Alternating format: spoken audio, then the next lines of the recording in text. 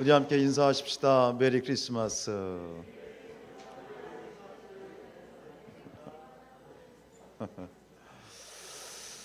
예, 메리가 무슨 뜻이에요? 기쁜 성탄, 즐거운 성탄. 오늘 성탄절에 즐거우세요? 왜 즐거우세요? 진짜요? 정말 즐거우셨으면 좋겠습니다. 여러분 마음속에 기쁨이 충만했으면 좋겠습니다. 오늘 10절 말씀 읽지요. 10절 시작. 천사가 이르되 무서워하지 말라. 온 백성 미칠 큰 기쁨의 좋은 소식을 너에게 전하노라.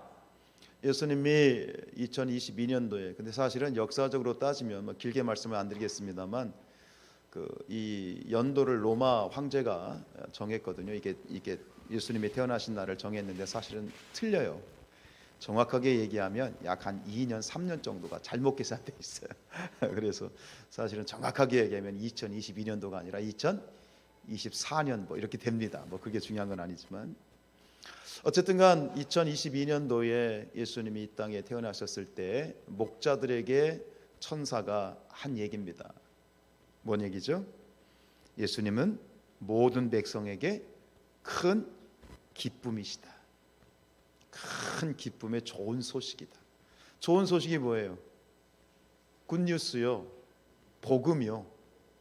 예수님이 이 땅에 오신 것이 좋은 소식이고 복음이에요. 굿뉴스예요. 기쁨이 소식이다. 기쁨이다. 저는 이 설교를 준비하면서 내내 이 하나의 단어에 꽂혀서 또 기도하면서 여러분들을 축복하는 것은 오늘 이 성탄절에 우리 사랑하는 성산의 모든 가족들에게 예수님이 큰 기쁨의 좋은 소식이 되기를 축복합니다. 오늘만큼은 기뻤으면 좋겠고 오늘만큼은 더 이전보다도 더 큰 기쁨으로 우리가 충만했으면 좋겠습니다. 여러분 정말 기쁘시죠? 그랬으면 좋겠는데요. 제가 목사가 설교를 준비할 때 정말 힘들 때가 있어요. 그게 언제냐면 하나님이 이 말씀을 통해서 저에게 그리고 우리 성도들에게 어떤 메시지를 주실까 저도 기대하는 마음으로 설교를 준비하는데 근데 말씀이 풀리지 않을 때가 있어요. 아무리 고민을 하고 자료도 찾아보고 기도도 해보고 아무리 해도 이 설교가 진척이 안 돼요. 저는 주로 이 A4 용지 두 장에서 조금 넘어요. 그런데 이 설교가 진척이 안 되면 그 기분 여러분 아시는지 모르겠어요. 속된 말로 미치고 환장하는 거예요. 뭐 이런 조금 속된 말을 써서 죄송하지만 그만큼 힘이 들어요. 근데 어떤 때는 반대로 말씀을 딱 열고 몇 번 읽었는데 그냥 말씀이 쭉 하고 줄거리에 잡혀가지고 이 설교가 딱 끝날 때가 있어. 할렐루야지. 근데 지난 주간에는 이 성탄절 말씀을 준비를 하는데 오늘도 주일이니까 너무너무 이 설교가 풀리질 않는 거예요.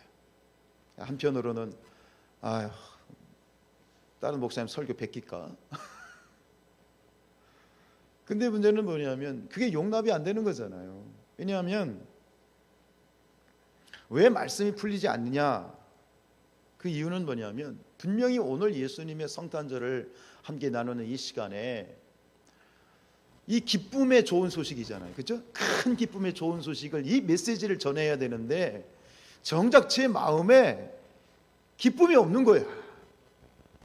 말씀을 대하면서 정작 말씀을 통해서 가장 먼저 은혜를 받아야 될 사람은 전데 말씀을 통해서 제가 은혜가 없는 거예요. 자꾸. 기쁨이 없는 거예요. 지금 이 상태로 뭔가를 전했다가는 이게 영혼이 없는 메시지, 영혼이 없는 예배가 될 것 같은 그런 그 고통의 두려움이 저를 막 들어서 너무너무 힘들게 말씀을 준비하면서 정말 진액을 쏟는 심정으로 어쨌든 간 쥐어짰습니다. 말씀 속에서 하나님이 오늘 이 고통을 주신 것도 하나님이시고 또 이런 고통을 또 성도들과 함께 나누기를 원하신 것도 하나님이시기 때문에 계속 하나님께 여쭈어가면서 어쨌든 고통 가운데, 두려움 가운데 이 말씀을 준비하는 것은 그냥 분명한 목적은 하나예요. 목표는 하나입니다.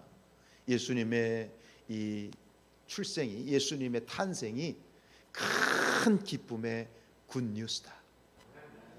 그럼 그 말씀대로 우리 안에 큰 기쁨이 충만하기를 축원드립니다. 그리고 저 자신도 마찬가지고, 그러면서 이 마음에 있는 이 내 안에 이 나를 짓누르고 있는 이 번뇌, 내 마음을 짓누르고 있는 이 걱정, 근심, 이것을 과연 어떻게 해결을 해야 될까? 이런 상태로, 그런 답답한 상태로 지금 이 성탄절을 보내고 싶지는 않고, 정말 이 우리에게 큰 기쁨을 주신 그 예수님을 통해서 저도 역시 큰 기쁨을 누리고 싶다 하는 소망이 있어요. 혹시 이 자리 가운데 오늘 이 기쁨의 성탄절 예배를 드리면서 여전히 여러분 마음속에 기쁘기는커녕 괴롭고 답답한 어떤 무엇으로 마음이 짓눌려 계신 분들이 있다면, 오늘 그 모든 짓눌림으로부터 해방되어지고 우리 아기 예수님이 주시는 그런 평안과 기쁨과 즐거움과 위로가 충만하시길 축원드립니다. 말씀을 가지고 이게 씨름을 할 때에 하나님께서 저에게 한 가지 모습을 보여주셨는데, 그것은 뭐냐면 해산의 고통 가운데 아이를 안고 있는 여인의 모습입니다. 남자들은 모르는 고통입니다만 우리 여인들은 자연분만을 하셨다면 그 해산의 고통을 다 아시지요. 얘기를 합니다. 아이를 해산을 할 때 우리 여인들이 그런다잖아요. 다시는 내가 애를 안 낳는다. 이 고통, 내가 다시는 애를 안 낳는다. 그런 어떤 모질게 마음은 먹는데, 정작 아이를 낳고 태어난 그 핏덩이, 그 아이를 품에 안는 순간 내가 다시는 아이를 낳지 않겠다라 작정했던 그 마음이 눈 녹듯 사라진다는 거예요. 그런가요? 전 남자가 아멘하면도 그렇고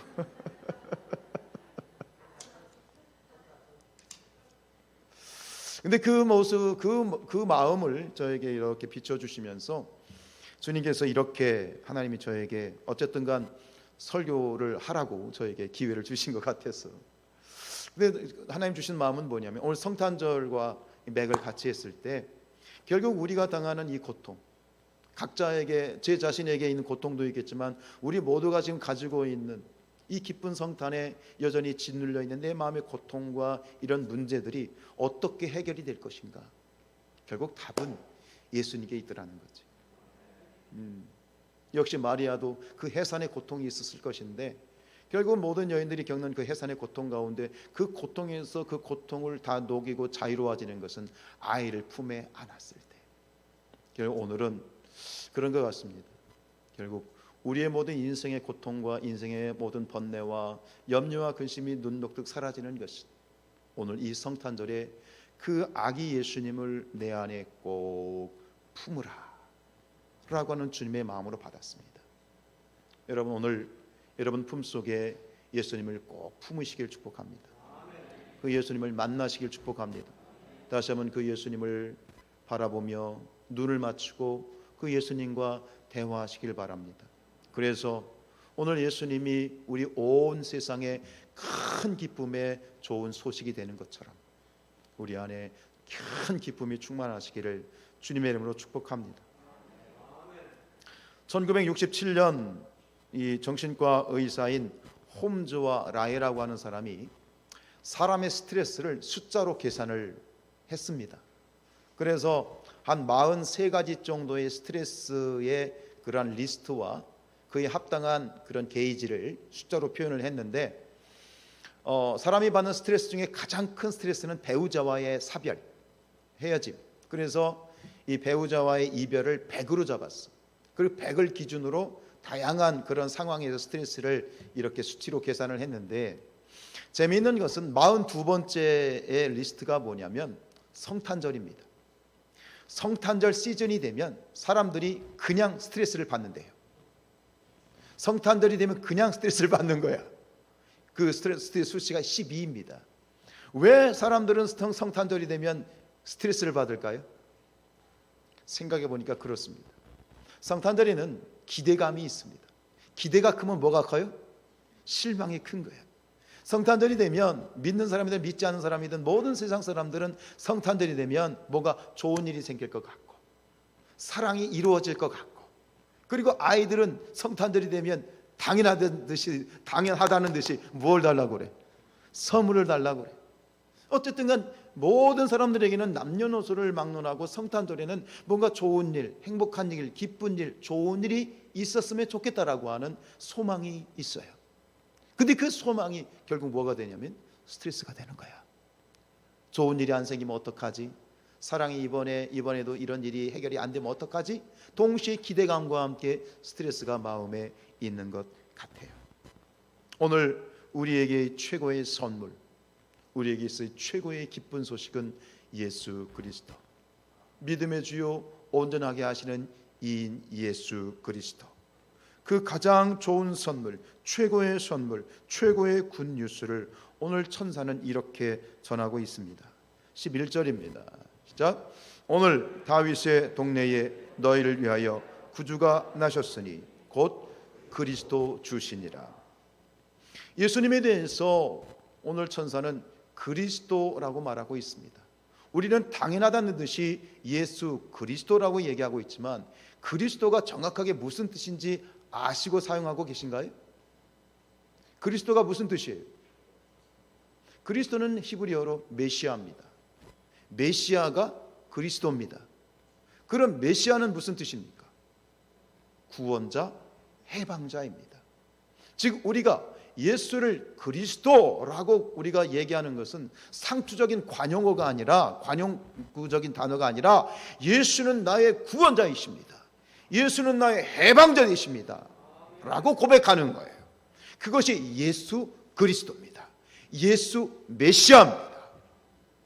무슨 말입니까?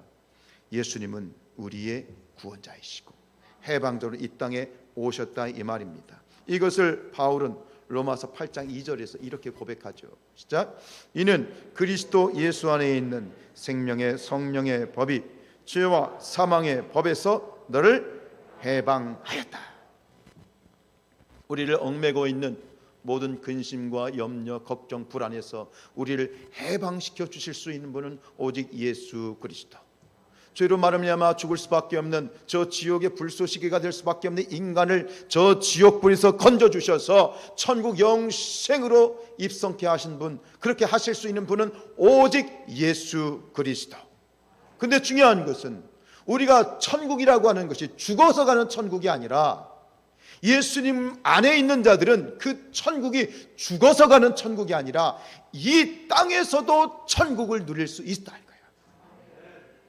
그리고 이 땅에서 주님이 주시는 그 천국을 누리면서 살아야 된다는 거예요.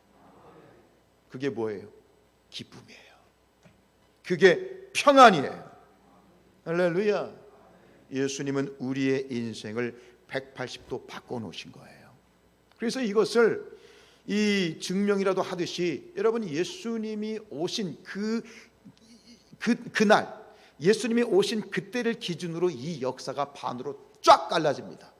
홍해가 갈라지듯이 이 역사가 반으로 쫙 갈라집니다. 예수님이 오시기 전의 역사를 뭐라고 부릅니까? 기원 전이라고 부르고, 예수님이 오신 다음의 역사를 뭐라고 불러요? 기원 후라고 불러요. 즉 예수님이 오신 날을 기점으로 이 역사가 완전히 전과 후로 바뀌는 거예요. 그래서 기원 전을, 영어 써서 죄송한데 이 정도는 아시면 상식이 돼요. 기원 전을 BC라고 얘기합니다. 기원 후를 AD라고 얘기하고, 그냥 BC가 아닙니다. BC가 뭐예요? Before Christ. 말 그대로 예수님 이전이에요. 그죠? 그럼 AD가 뭐냐? AD는 라틴어입니다. Anno Domini, in the year of our Lord. 주님의 해라는 말입니다. 즉 예수님이 오시고 2022년은 누구의 해? 예수님의 시대라는 얘기입니다. 즉 예수님의 이 땅에 오심으로 말미암아 이 역사가 둘로 쫙 갈라지고, 홍해가 갈라지 쫙 갈라지고 완전히 180도 바뀐 것처럼 마찬가지입니다. 예수님을 믿고 예수님을 영접하고 예수님을 만나고 예수님을 가슴에 품은 사람들의 인생도 이처럼 180도 바뀌는 것이다. 믿으십니까? 180도 바뀌는 것이 아니라 예수님을 믿으면 180도 바뀐 거예요. 이미 바뀐 거예요. 할렐루야. 이걸 믿음으로 고백할 수 있어야 돼. 그래서 바울이 이런 얘기를 하죠. 고린도후서 5장 17절입니다. 시작. 그런즉 누구든지 그리스도 안에 있으면 새로운 피조물이라. 이전 것은 지나갔으니 보라 새 것이 되었도다. 아기로 오신 예수님, 이 땅에 태어나신 이 예수님, 그 예수님을 바라보며 가슴에 품고 예수님을 영접하고 예수님과 함께 그리스도 안에서 사는 자들에게는 놀라운 축복과 천국의 은혜가 있는데, 그것은 인생이 180도 바뀌는 것이다. 영적인 우리의 운명이 지옥에서 천국으로 바뀌고, 그리고 이 땅에서도 우리의 인생이 고통과 질고와 눈물과 한숨에서 그 모든 것들을 이기고 우리가 무엇으로? 평안으로, 평안이 있고 기쁨이 있고 치유가 있고 위로가 있고 세상이 줄 수 없는 그런 평안과 위로와 치유를 우리는 누리며 살 수 있는 자격이 있는 자들이고, 그것을 특권으로 누려야 되는 것이 우리의 축복이다. 그래서 오늘 선사가 이야기할 때 14절에 이렇게 얘기하지 않습니까? 시작.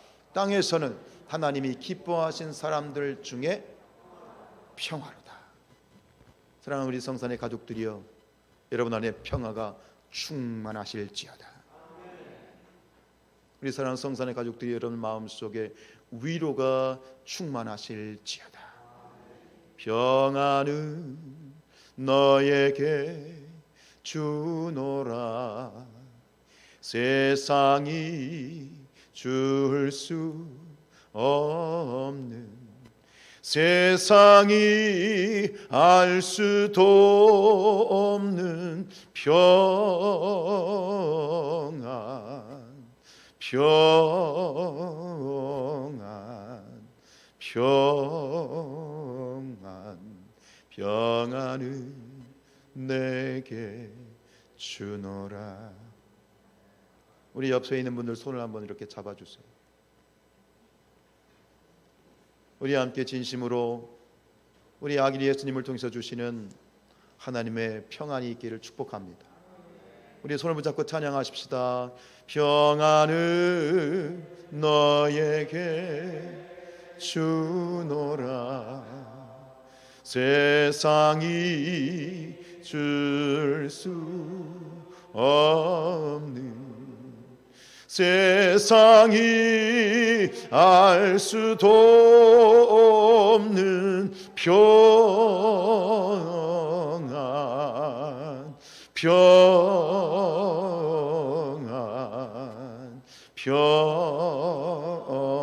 평안, 평안은 내게 주노라. 할렐루야. 우리 한번 안아주세요. 할렐루야. 보세요. 세상에 줄 수 없대요. 더구나 세상은 알 수도 없대요. 왜요? 예수님을 믿는 자들만이 누릴 수 있는 거예요. 특권이야. 그것이 예수님을 통해서 우리에게 주어진 것이다. 저는 그래요. 오늘 메시지는 단순해요.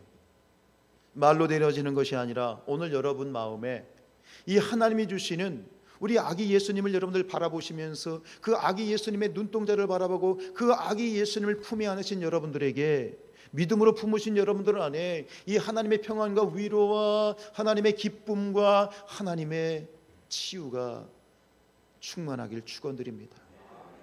그런데 예수님이 오셨을 때 그 현장에서 그 예수님이 주시는 평안과 기쁨을 제대로 누린 사람들은 극소수였어요. 10명도 안 돼. 오늘도 마찬가지. 여러분들 지금 성탄절을 몇 번째 지내고 계세요? 우리 자녀들은 몇 번 안 되겠지만 수십 년 신앙생활 하신 분들은 이인구 권사님 몇 번째 지금 성탄절 보내고 계세요?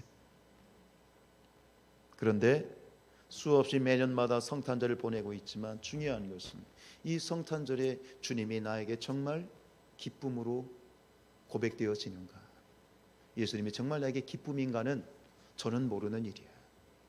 그럼 여러분들은 아시죠? 어떤 사람이, 어떤 자가 정말 그 예수님이 기쁨이 되는 것일까?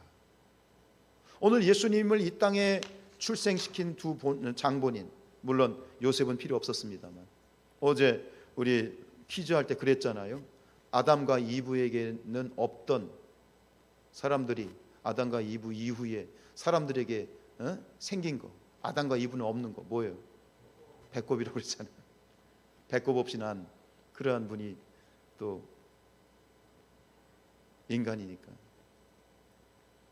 여러분, 오늘 예수님이 이 땅에 태어나시기 위해서 필요한 그런 사람이었던 요셉과 마리아, 어떤 사람입니까? 요셉의 그 직업이 뭐였죠? 목수였죠. 목수는 요즘 말로 하면 굉장히, 요즘에는 목수가 기술직이라 굉장히 돈을 많이 버시는 분들이에요. 외제차 타고 다니잖아요. 근데 옛날엔 그렇지 않았어요. 굉장히 천한 직업이었어요. 그리고 그가 살던 나사렛은 이 갈릴리의 63개 마을 중에 이름조차 끼이지 못한 아주 후진 곳이었어요. 우리가 어디 하면 대전 하면 다 알잖아. 근데 어디 하면 그런 데가 있었어? 바로 그것이 나사렛이었어. 평생 저 시골뜨기로 이름 없이 살다가 죽어가도 뭐 크게 불만이 없는 그런 사람들이었어. 오늘 예수님의 탄생을 들은 이 목자들은 어떻습니까? 이 목자들은 소위 그 직업, 목자라고 하는 직업 자체가 천민입니다. 아주 천한 직업입니다. 남의 양떼를 지켜주는 것으로 업을 삼는 사람들, 제 이름 석자 하나 제대로 쓰지 못하는 무식한 사람들이 성전에 가서 예배를 드릴 때 그냥 뜰에서 어슬렁거리다가 주머니에 이렇게 손 놓고 어슬렁거리다가 그냥 나와도 전혀 아무도 신경 쓰지 않는 그런 사람들이 바로 목자들이었습니다. 나중에 예수님이 장성했을 때 성전에서 예수님을 보고 너무너무 기뻐서 난 이제 죽어도 여한이 없다라고 고백했던 두 사람이 있습니다. 선지자라고 불렸던 사람들, 시므온과 안나라고 하는 여인입니다. 이 안나라는 여자는 어떤 여자냐? 성경에서 선지자라고 얘기하지만 선지자니까 그럴듯할 것 같죠? 아니요. 결혼해서 7년 후에 남편이 죽고 청산 과부로 살다가 지금 이 성전에서 예수님을 만났을 때 나이가 84세입니다. 80년 동안, 약 80년 동안 과부로 살았어요. 이 시대의 과부는, 고아와 과부는 가난하기로 유명한 그런 상징적인 존재입니다. 가족 혈육이 없으니 그저 정말 배고프고 힘들게 그나마 성전에서 심부름하면서 양식 얻어서 양식 먹고 양식 없으면 그냥 금식기도 하지, 그리고 굶으면서 살았던, 그런데 예수님을, 그 메시아를 기다렸던 여인입니다.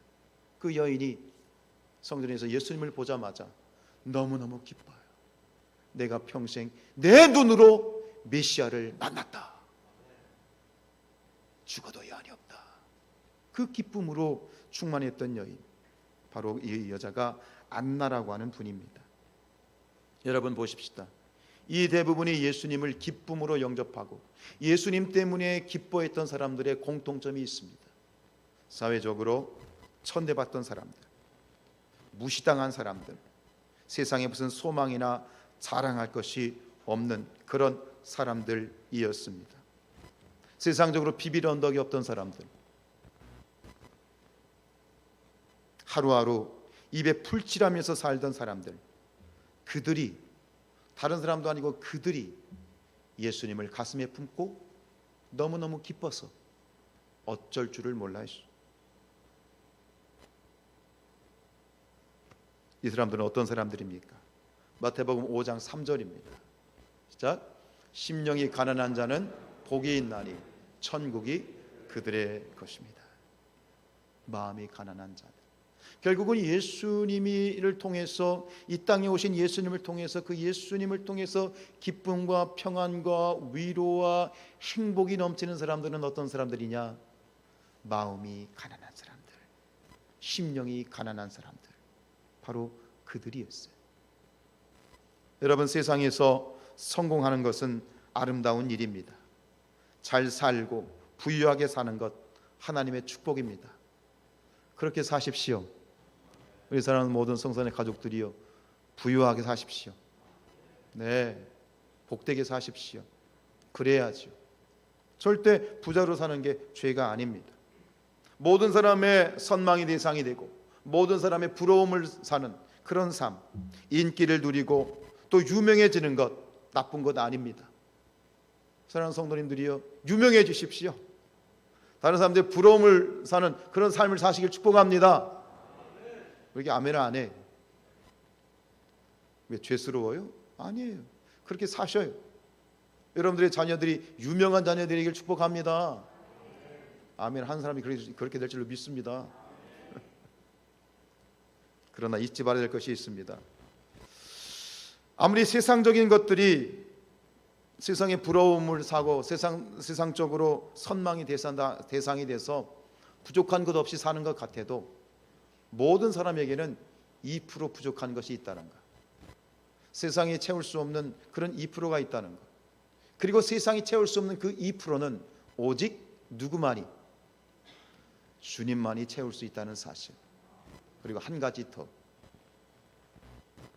우리 마음에 세상적인 것들로만 가득하게 되면 예수님이 주시는 참된 기쁨을 절대로 누릴 수 없다는 사실.